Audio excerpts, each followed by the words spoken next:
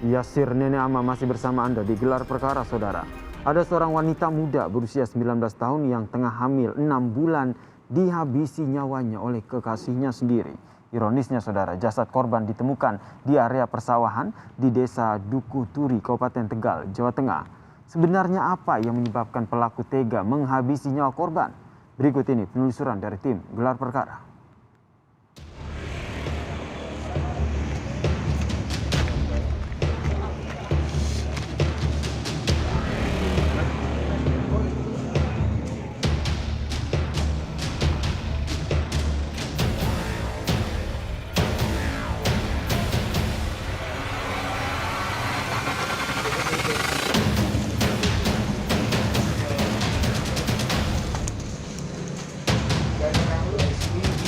Terhadap keluarga.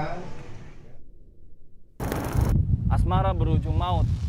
Seorang wanita ditemukan meninggal dunia di Desa Duku Turi, Kabupaten Tegal, Jawa Tengah di area persawahan. Pembunuh adalah pacarnya sendiri. Dan terungkap pula wanita yang ditemukan meninggal dunia di area persawahan juga hamil 6 bulan. Sebenarnya apa yang menjadi alasan tersangka membunuh korban? Berikut tim penyelusuran Gelar Perkara. Warga Desa Dukuh Turi, Kecamatan Dukuh Turi, Kabupaten Tegal, Jawa Tengah digemparkan dengan temuan mayat seorang perempuan muda tanpa identitas di area pesawahan. Saat ditemukan, perempuan muda tersebut dalam kondisi yang mengenaskan. Salah seorang warga mengatakan, jasad korban pertama kali diketahui sekitar pukul 6 pagi oleh seorang petani. Kejadian tersebut lalu dilaporkan ke kepala desa dan polisi.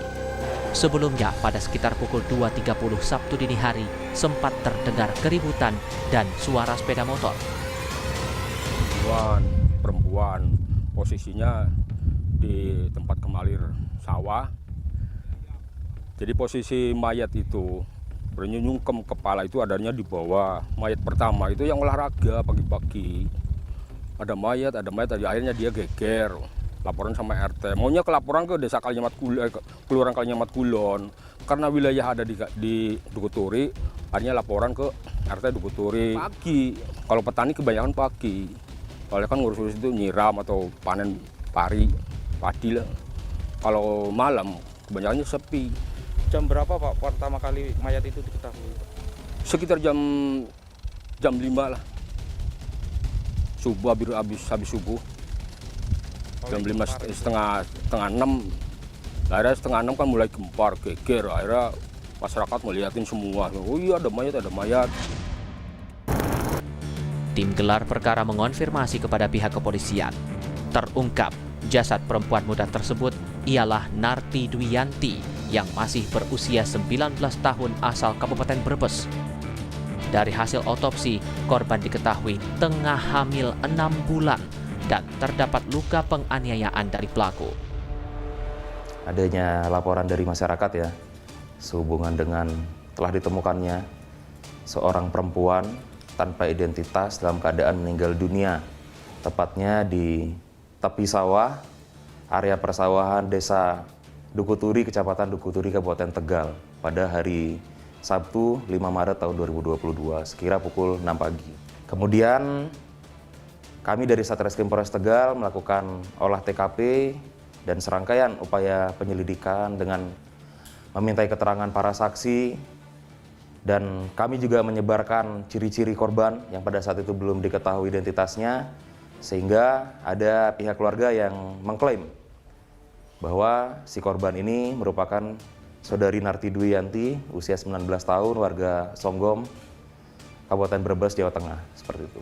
Dari hasil penyidikan yang sudah dilakukan Satreskrim Polres Tegal, diketahui bahwa motif dari pelaku melakukan tindak pidana ini terhadap si korban adalah karena yang pertama, masalah sakit hati karena sering dibandingkan dengan pria lainnya, dan yang kedua, si pelaku ini didesak untuk mempertanggungjawabkan kehamilan daripada si korban, sehingga pelaku yang tidak mampu bertanggung jawab atas kehamilan korban kemudian memutuskan untuk melakukan kekerasan terhadap si korban hingga meninggal dunia, seperti itu.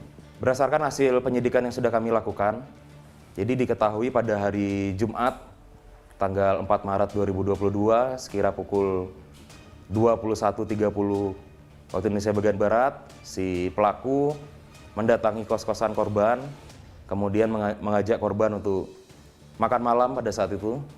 Kemudian setelah makan malam, si pelaku mengajak korban untuk berjalan-jalan dengan menggunakan sepeda motor milik pelaku.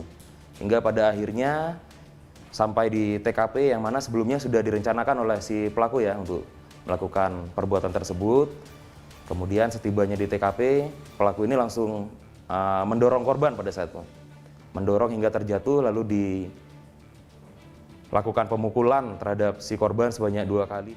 Selanjutnya setelah diketahui korban ini meninggal dunia, pelaku sengaja memindahkan korban yang pada saat itu masih berada di tepi sawah ke kubangan air parit yang ada di sawah tersebut dengan tujuan agar tidak terlihat oleh masyarakat luas seperti itu. Kalau hubungan korban dan tersangka ini sudah berapa lama?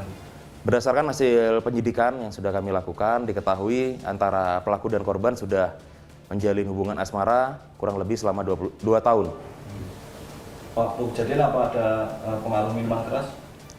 Untuk sementara dari hasil penyidikan, si tersangka ini tidak dalam keadaan terkontaminasi miras ya pada saat melakukan kejadian itu. Pasca dilakukan otopsi, kemudian kita melakukan penelusuran dengan cara menyebarkan ciri-ciri korban ke masyarakat luas melalui sosial media. Kemudian dari pihak keluarga, kakak kandung si korban ini mengklaim bahwa korban itu merupakan adik kandungnya. Yang mana sebelumnya kakak si korban dengan tersangka ini sempat bertanya ke rumah sakit dengan menunjukkan KTP yang pada saat itu dibawa oleh si tersangka. Jadi ya cukup unik sebenarnya. Jadi pada saat peristiwa ini terjadi, tersangka ini sempat kembali lagi ke kos-kosan milik korban, kemudian berpura-pura bertanya kepada pemilik kos, apakah korban ini ada di kosan atau keluar. Jadi seolah-olah dia ini mencari kekasihnya yaitu korban yang pada saat itu padahal sudah dibunuh oleh si tersangka ini.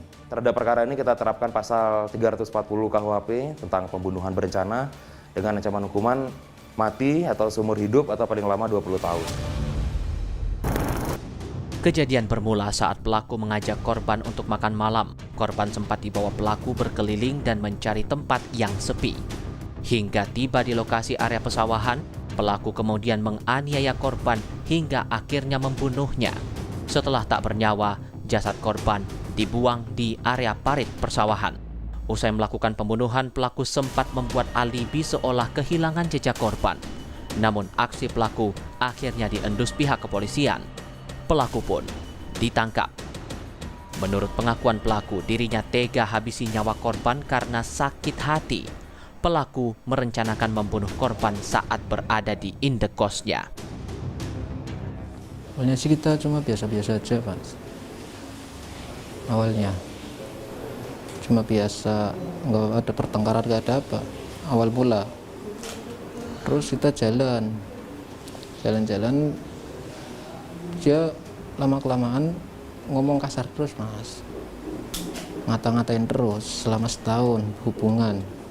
Saya mencoba bersabar terus, nggak pernah marah, mengalah. Apa aja saya turutin terus.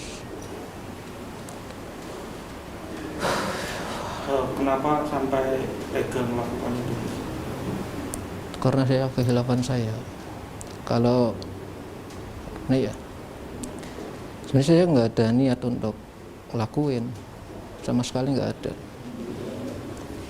Waktu itu memang dia selama setahun kita pacaran menjalin hubungan, dia selalu kata kasar terus. Awal pertama sih belum pernah. Setelah setahun, setelah penghasilan saya berkurang, dia selalu mengucapkan kata-kata kasar terus. Waktu itu saya baru pulang kerja. Saya baru pulang dari kerja, mau istirahat. Udah capek, dia nyuruh datang-datang terus. Berarti dipanggil, dihubungi, suruh datang ke kosan. Iya. Sudah berapa lama Mas menjalin hubungan dengan korban ini? Kurang lebih 2 tahunan. Malah niat saya udah ada niatan akhir bulan ini saya mau menikah. akhir bulan. Kalau soal kehamilannya Mas pernah bercerita bahwa Kalau kehamilan belum ada yang tahu orang tua. Cuma kita berdua, cuma kan saya udah bilang nanti akhir bulan ini aku akan langsung nikahin. berarti sempat membahas ya Mas dengan kehamilan itu akan mau nikah. Iya. Tersangka kerap dimaki oleh korban. Namun begitu, aparat kepolisian terus melakukan proses hukum terhadap pelaku yang merupakan pacar korban sendiri. Dan pelaku diancam dengan hukuman maksimal, hukuman mati. Yuli Hardianto, Kompas TV, Tegal, Jawa Tengah.